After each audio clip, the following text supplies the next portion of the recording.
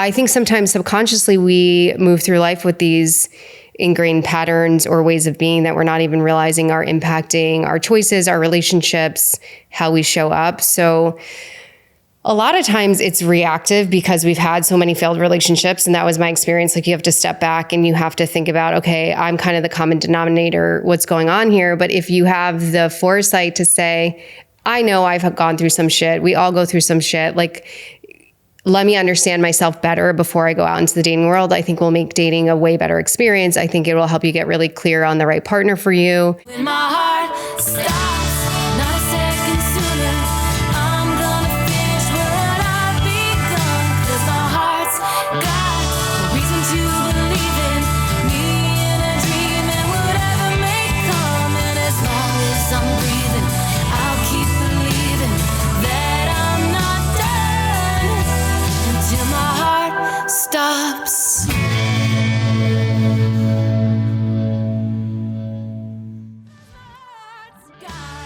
If you guys are like me and wanting to be more mindful about what's in your products, how many toxins are in your products, and making sure that you're putting good things on your skin and into your body, I highly recommend Osea.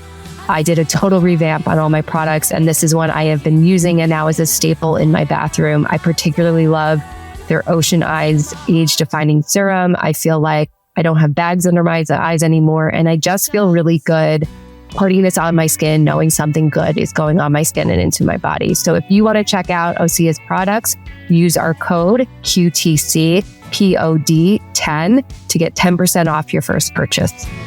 Hey guys, welcome back to this episode of Quiet the Clock. We are going to do another round of Q&A with me. So here we go. Looking back on your dating life, have you ever felt frustrated by men who didn't seem to understand your timeline? Yes, my own partner. That's a really good question. I don't know how much I thought about my timeline until I was in my relationship with Rob, or maybe a little bit before Rob, because I just assumed that it would evolve in the way that everyone tells you that it should. In my late 20s, early 30s, I was in a long-term relationship, and I thought that that would end up in marriage and family. Thank God it didn't. And then I think when I was dating, I wasn't so upfront with my timeline with people. I think I was still like figuring things out. I think I was too anxious to be too upfront. I see that happen for a lot of women. I think really when I started to feel that timeline pressure was when I was in the relationship with Rob, knowing that he was my person, knowing I wanted to build a family with him. And then it was really a struggle for him and I to get on the same page about timeline. So I would say more of my frustration popped up there, but I see that for a lot of women in their dating experiences, that they want to know ahead of time what people are on board for and when they want to do that. Do you think men sometimes say, "I'm not ready" as an excuse? And how can someone tell the difference between honesty and avoidance? Yeah, I think that they do, but I also think we kind of have ownership of our own destiny and journeys. And if you're getting, I don't know, or not yet for too long, and that doesn't feel comfortable for you, there's something then you need to do about that. I think it's very possible that they say not yet. It could be true, not yet, and they'll eventually be ready. But if you're the person dating someone saying that to you and you're not comfortable with that, I think that's all you really need to know. And then you need to make a decision from there. How can a man show he's serious about dating without making promises he's not ready to keep? I think little actions go a long way. Investment, communication, commitment, consistency are all really good things to show interest. I think it's a responsibility of both parties to be really transparent and honest about where they're at, what they want, and their timelines for things. So I think men can show interest by doing those little things, having words match actions. Investment, commitment, effort, planning. But again, there has to be open conversation and dialogue around timeline and what everybody is looking for on both sides. What are healthy ways for men to ask about timelines if they eventually want marriage and kids, but not right away? Just ask. I think you just ask. I think that's the problem with dating and I understand it. There's a fear to be really vulnerable and open. And I've worked with both men and women, majority women, but there's this fear around being very upfront and clear about what you want. I experienced that too. You want to play the cool girl. You don't want to seem too aggressive. You don't want to seem too needy. But that ends up getting you in trouble because what you're doing is abandoning what you actually want and what actually you need. So I'm all for directness and honesty and openness, and just ask the questions. Do women prefer men to lead these conversations or simply be open and responsive when they come up? I'll speak from just my work and the clients that I work with and kind of what I've seen. I still think there is the sentiment that we want men to lead, that we want men to make the move, that we want men to approach, that we want men to initiate. I think there's a hesitation and resistance to put our cards on the table until we know a man is interested. I had John Berger on here, I think season 1 or season 2, and he wrote a book, Make Your Move, and it was all about women being more bold in dating. And I had a couple people on that had issue with that book. And I still should we be a little bit more sort of sure? Do we still want men to be? Yes, I think so. What do women find most reassuring when a man talks about the future? Words, actions, or consistency over time? Actions and consistency. I think words are shit. I think people say a lot of things and there's no follow through. Do you think men underestimate how much peace of mind women get from just knowing where things are headed? I think men and women have different needs. So I don't think men really sometimes are in tune with how valuable it is to have that reassurance and that security. And I think men think that they're giving it in their actions, but sometimes women need to hear it and feel it in different ways. I don't know if it's an underestimation or it's just not an understanding of what a woman needs. Like, for example, my relationship, Rob's needs are very different than my needs. And sometimes it's hard for me to understand his needs. And sometimes it's hard for him to understand my needs. I don't think it's an under or overestimation. I think it's a misunderstanding that needs clarity. From your journey, what would you tell men who feel overwhelmed by the pressure of being ready at the same time as their partner? Again, I really think it can be really simplified down to honesty and openness and communication. I don't want to overgeneralize, so I kind of want to try to speak from like either my experience personally or as a therapist. I think in my experience, men are very fearful and afraid of taking that next step and have all these narratives around what that means and what that will look like and what that will be. And I think a lot of times they get in their own way. What is the healthiest way to bring up marriage and children in a new relationship without scaring someone off? So I want to be delicate in this answer because I also wasn't very good about this. I think you should really be forthcoming. I think you should say from the beginning what you want and what you're looking for, especially if you're at an age where you're ready to do that. I definitely think there's time in your 20s or even your 30s to kind of like play around and date and have fun. But if you're really looking for long-term commitment and family, I think you owe it to yourself to be really upfront and honest as soon as possible. How can men show up as supportive partners if their girlfriend or partner is anxious about fertility or age?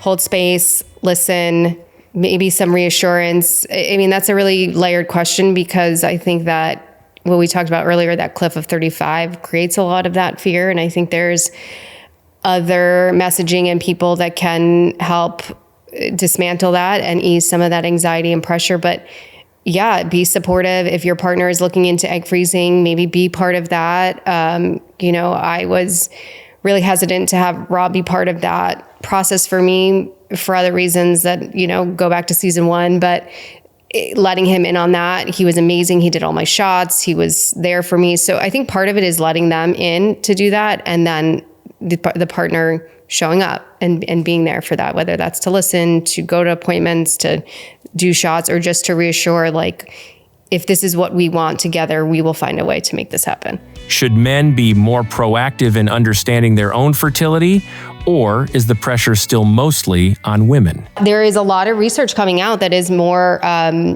male factor issues with fertility than women. And we carry the burden so intensely that it is us, that is something wrong with us, that is something wrong with our bodies. And I don't think that's just men's fault. It's just the dialogue's not happening around male fertility. The education is not happening around male fertility, but they're 50% of the equation. And it's not fair to say that there's only something wrong with us. So I think we all owe it to ourselves to understand our health and our fertility health, especially if you want children. So yeah, there's a real void and gap in having conversation around male infertility and fertility. Do you think men underestimate how attractive it is when they communicate clearly about what they want? the anxiety and stress that comes from dating with uncertainty and lack of clarity is so huge. And I see that so much. And clarity can mean I'm just not interested. Clarity can mean I don't see us long term. And what that gives somebody is so much peace. I know when I was dating and I was single, I'd rather someone just tell me, hey, it's not, I don't see this long term, or I don't see a second or third date. That would have given me so much more peace. So I could close the door and stop wondering what if, why, I thought we had a good date. So it's attractive in that way. It's appreciative in that way. It's also appreciative if the relationship is moving forward, because there's so much security in having clarity and understanding. What do you think men misunderstand most about women's expectations in the modern dating world? No, I'm going to probably say something that's not going to be well liked, but I think women have really high and unrealistic expectations. I think sometimes it's unfairly weighed against men. Listen, everybody shows up with their shit and everybody has their own ownership in the experience, but I think there's unfair expectations on how men should be and what they should do, and they should pay, they should not pay, they should have feelings, they should not have feelings. I feel like I imagine it's difficult. I don't think we give enough understanding or curiosity to a man's experience in the dating world and how hard it might be for them. I think the narrative is skewed towards it's so hard for women and men suck and they're awful. And do you think dating apps have changed the way men approach relationships? Again, I've been out of the dating world for over 10 years and I wasn't really a huge app user. And of course they've evolved since I've been dating, but I just believe at a baseline, I believe technology can be such a disconnect from humanity and humans and connection and understanding. And I always say it's a tool, it's a resource. I don't think it should be the only tool. Data shows men are more likely than women to ghost. Why do you think ghosting feels like the easier option for men? Oh, I hate ghosting. I fucking hate ghosting so much. I don't understand why. I mean, there's a psychology to it and there's an answer to the why, but I don't understand how we all fucking just text anyway. Like, I don't know why you can't just send a text and say, I wasn't interested or I don't want to see you anymore. I think it's cowardly. I think it's so cowardly to not give somebody that. I don't know. There's such a debate. It depends on, people say, how many dates have you been on? If you've been on one date, do you owe that to someone? I just think it's like a nice, kind human thing to do to communicate. Research shows men swipe right 3 times more often than women. What do you think that says about men's approach to dating? I'm more thinking about that answer in just numbers and statistics. There are way more single women. I think there's more options for men on there. Probably why, and I guess also what we said earlier, women are maybe a little too picky. What role does vulnerability play for men in dating?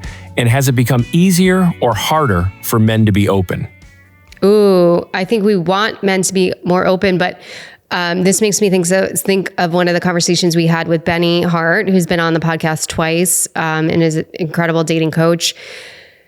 Which was, okay, so it's interesting. So he brought up this idea that men don't want to be content for women on apps, so that there's sort of this culture now around women going on these dates and then getting back on their platforms and talking all about the date. So Benny brought this up in our episode that we recorded. And really interestingly, 2 or so weeks later, I was meeting with one of my male clients and he expressed the same exact thing. So I think that introduces this desire to not be as vulnerable or not, because they are afraid they're going to be a piece of content on social media. And I can understand and respect that. I think because there is more conversation around vulnerability and I think there's an invitation for men to be more vulnerable. And I think some men are, but then you have this other side of it. It's like, I don't know. I don't want this to end up on their podcast or on their social media or on their TikTok. And my client in real time, in real life, validated that.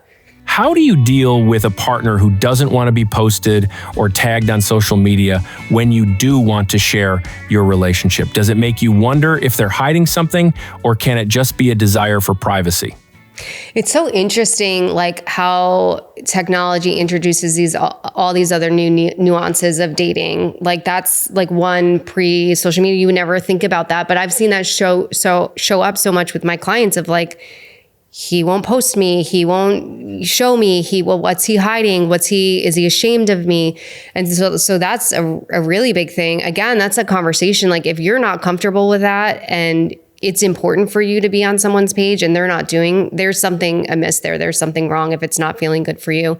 Some people are really private. Like my boyfriend is a very private person and, I'll put him up there sometimes, but I want to respect that because I love him. But so I think it's really about what are each other's needs and are we meeting them? And if we're not, and it doesn't feel good, then you've got to have a conversation about that, or maybe that's not the right person for you. But yeah, it's so interesting how there's all these new nuances of dating and dating apps and social media, and he didn't post, and so many people live their lives on social media. And so people normalize that. And if you're not, there's something wrong with you. I think it's a beautiful thing that people don't. And, I will say that like the reason I'm on it is for this podcast because I believe in it so much in the conversations we're having.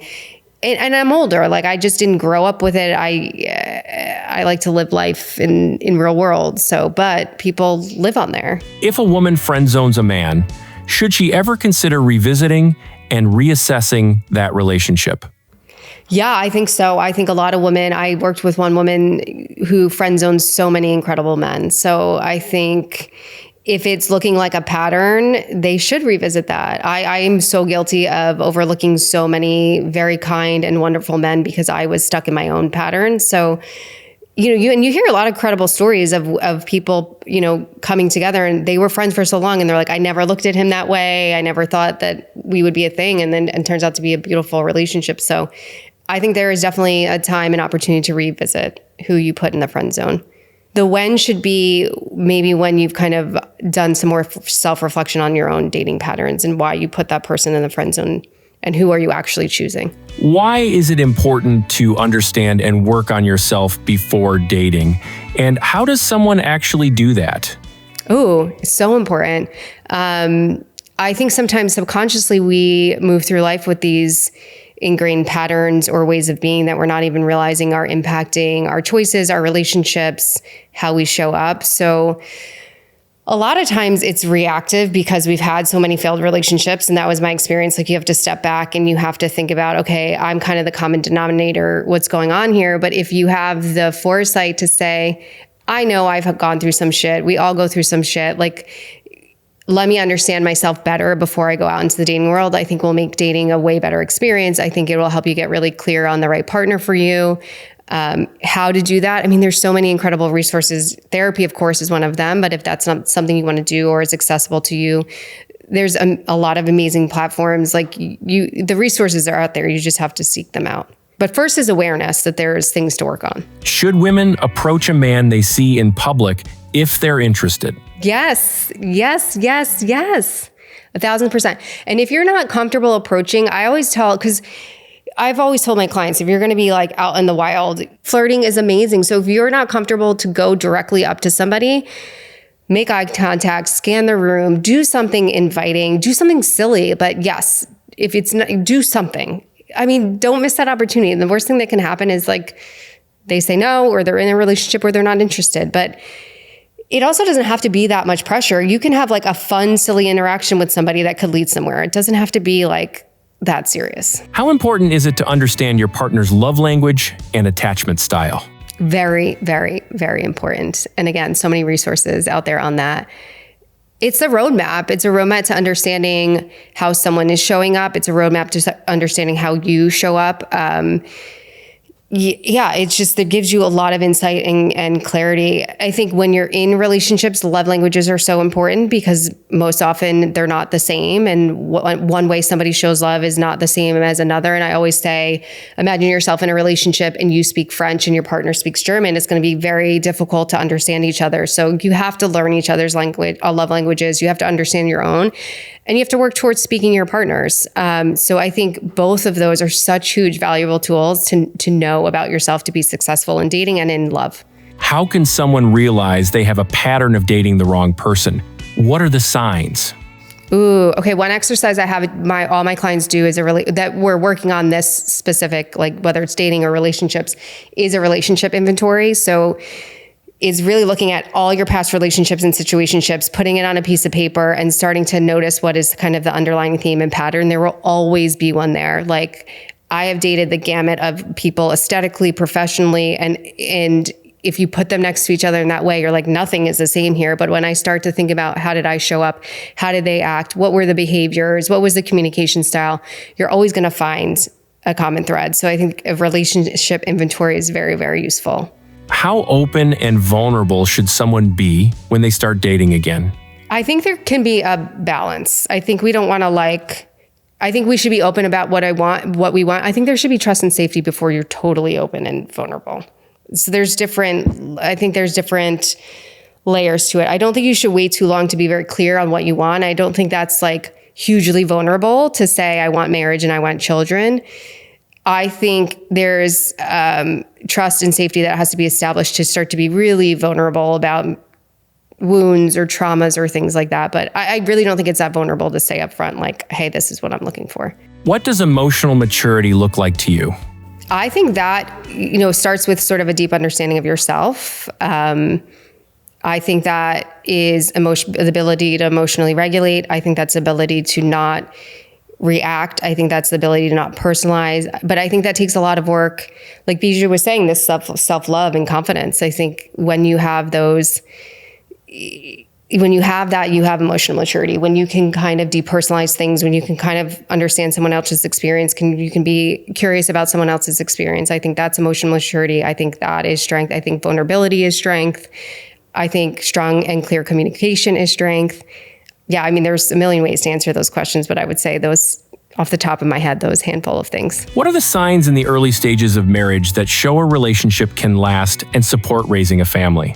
I think a lot of things that we just said. I think for me, one thing that was important to me was to watch how my partner treated other people. I think that's a really good indication. And as somebody in the service industry, I think this is like a cue, especially on like a first date, if they're kind to the servers and to the staff, I think that's a huge flag of character and kindness.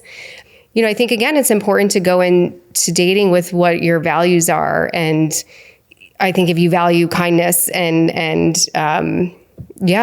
those are telltale signs.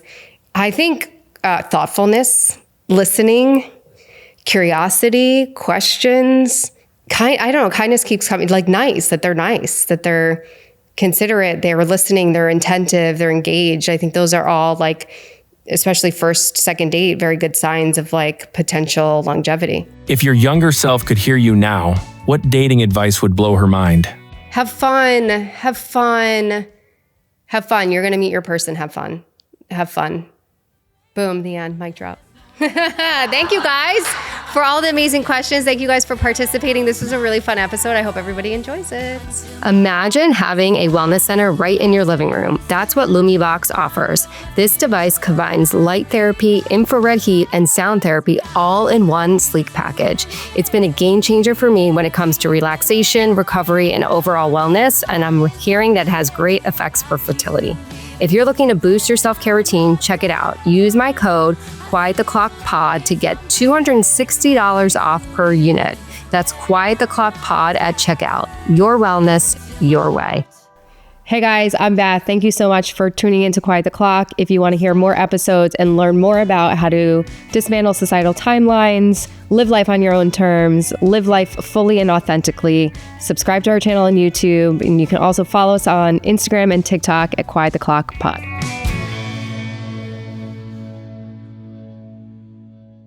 You guys, I'm really excited. We just created all this amazing merch. And so if you're loving the podcast and you want to support our cause and continue to hear amazing episodes, please support us by buying some merch. I am living in these sweatshirts every day.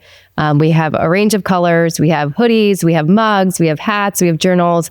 We have all of the things, and I love having them on because it's just a reminder to quiet the clock, to slow down, to like let life unfold and be happy. So there's meaning and purpose behind wearing it too, which is a nice reminder. So check out our website, quiettheclock.com, to get your merch. If this episode resonated with you, I would love for you to give Quiet O'Clock a follow. We are on all streaming platforms, Apple Podcast, Spotify, Amazon Music, and YouTube. Like, follow, subscribe. Please leave us a review. Continue to join us for conversations on how to rewrite your own timeline and live life on your own terms.